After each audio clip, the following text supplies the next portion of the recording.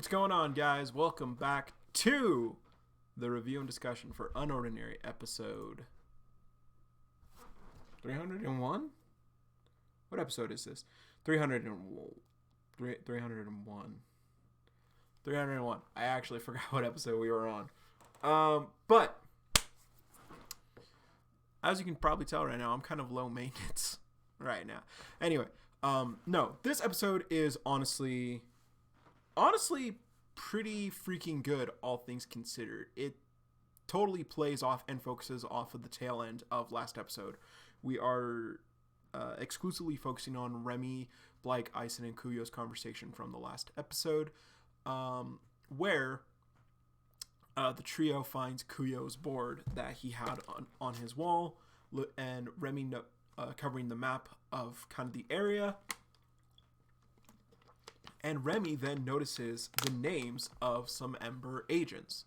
So first on the list is Brims, who we clearly know is Byron, who we met earlier when he was meeting with Headmaster Vaughn, but was also one of the agents at Ray's death, one of the ones responsible for his death. Now, I think as we all kind of assumed, Ember agent names were probably going to be focused and based on fire. So we have Brims, most likely coming from brimstone, sulfur commonly associated with fire. Vulcan, Valerie, volcano, we knew that. Now pyre, a heap of combustible material, especially one from a burning corpse as part of a funeral ceremony. It's kind of more morbid. Anyway, then we have Lumen. I couldn't find too much on this one, so I just got the textbook definition. A unit of light quantity equal to the light on a unit surface. All points of which are a unit distance from the point source of light, having a strength of 1 candle. So yeah, and also like units used in like light bulbs and stuff like that.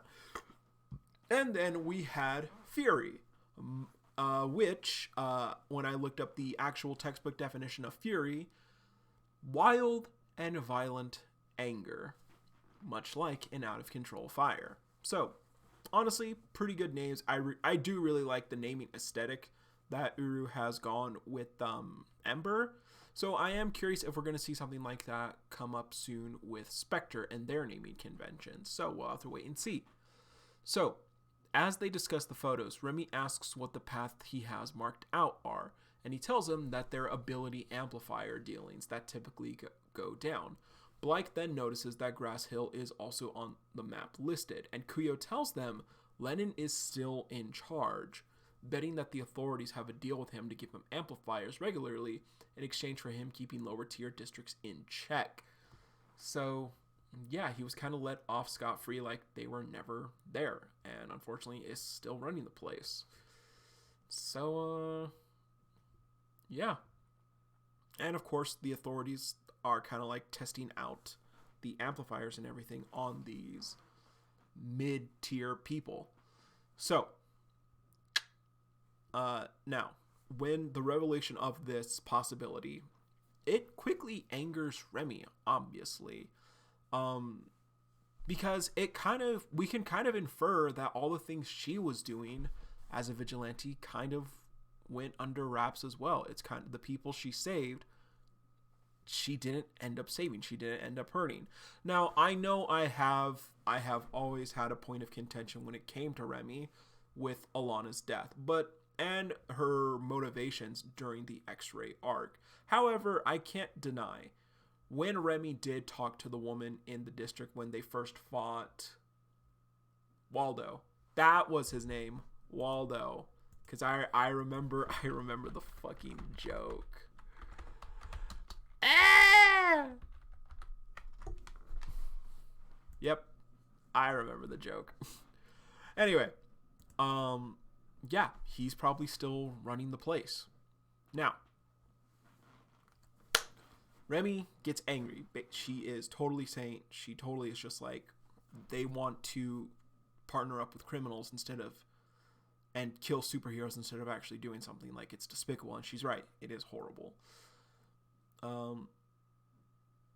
Yeah. It's awful. Good job, Remy. I appreciate that. That's not sarcasm, by the way. I just honestly don't know what to say right now. But she then asks Kuyo when the next exchange is, and he tells them that it's tonight in Lovan, where Rei was killed. So we quickly cut to that night, and all four of them head out and watch the scene. Remy, Blyke, Ison, and Kuyo. So we then see Brims meeting up with Kurt, making a trade. Kurt is kind of longish hair. Yeah, we don't really care about Kurt. He's a nobody. I'll tell you why in a second. Anyway, making the trade. Brims also tells Kurt, and therefore us, the audience, that the formula has been adjusted recently to amplify more effectively. So the ability amplifiers are getting stronger. And with that, they're probably also getting less addictive. So they're working out the formula a bit more, and we can also kind of infer something else has changed recently as well, as the authorities have worked more on it. Now, some dumb shit happens. Kurt tries to pull a fast one on Brims and tries to force him to take him where the amplifiers are produced. Brims is of course like, I can't do that. Like, and Brims is just like, well, we're gonna beat you up right here because I'm stronger than you. And honestly, when I first read this, I was just 100% like, okay, no, you're an idiot. Fucking kill yourself. Or no. Get killed. And so he calls up some guys to like help him take on Brims, and Brims just decapitates the guys with the flame claws. Decapitates two of them, and when Kurt realizes what he's in for, he's like, oh crap. Now, the ability Flame Claws does seem to be stronger, and also now people were pointing out in the chat, did Brims also use Phantom Step, which was an ability that wasn't used before because it couldn't be worked out. I don't think so, just because I feel like Phantom Step and Speed would be very redundant, so I think he just used Speed and it's gotten stronger as well.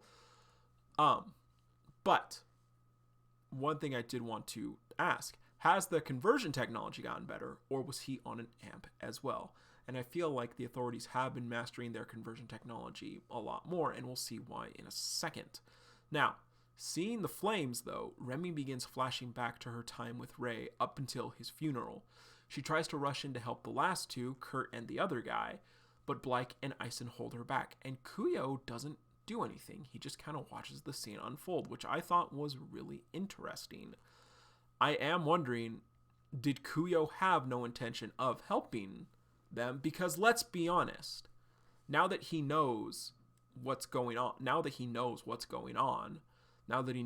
that him stopping these guys won't really lead to anything, he kind of doesn't have a reason to stop them or to interfere. His main target right now is Ember, not them anymore, it seems. So yeah, that was really interesting to see on Kuyo's part. But so Remy, now I do want to say, this Remy is better. Still really dumb trying to rush in like that, but she is still better. Because she's getting, she is getting reckless because of Rei again, and she's kind of like seeing that reminded her of all the burns and the scars he had on his body. But her first thought this time was to help those last two guys that were still alive that she saw. And again, I am still going to bring this up. Alana, to this day, hasn't fucking mattered to Remy. She didn't care that a woman just died back then. She didn't care that she got a woman killed back then. But this scene I did really like, because Remy did realize, I gotta help those two. They're in over their head. So, honestly, that scene with Remy, I really liked. But that's not all. As the last two weaklings, Kurt and the other guy, try to run, Brims uses lightning, and it looks powerful. I'm going to say not as strong as John's, but it does look very powerful. Now, it one-shots the guys. We don't know if they're dead yet. They do get highly electrocuted, and they are just on the ground. Remy jumps to the floor, jumps off her building, though, furious that they're using Ray's ability. She knows that ability. And probably for the first time, as some people pointed out, she swears, screaming at Brims as she jumps down, "Give me my brother back, you bastard." And honestly, I am excited to see what happens next. First things first, though. If someone else dies... Kuyo. If someone else dies because of her, or if Blyke and Ison get severely hurt because of her in this situation again, I'm sorry, Remy, but I'm going to have to be a man of my word. You will officially be... Because up until this point, I believe what I said back then. It had to be contingent on before this all happening. I wanted Remy to focus and reflect on getting Alana killed that night. And that hasn't happened. That still to this day has not happened. So if something else happens, if something else like that happens now, Remy will have to go to a bottom trash tier character for me, honestly. Because yes, I do really like the development that Remy has gotten. But like with Arlo, like how I've always been hung up on Arlo with him never reflecting on his past mistakes, Arlo reflected on his biggest mistake, which was messing with John. And he actually sincerely apologized to John for that. Remy has reflected on her past mistakes with being oblivious, but Remy's never reflected on the worst mistake in the series, getting a person, one that actually resulted in getting a person killed. So, yeah, Remy is on thin ice for me right now, as excited as I am for the next episode.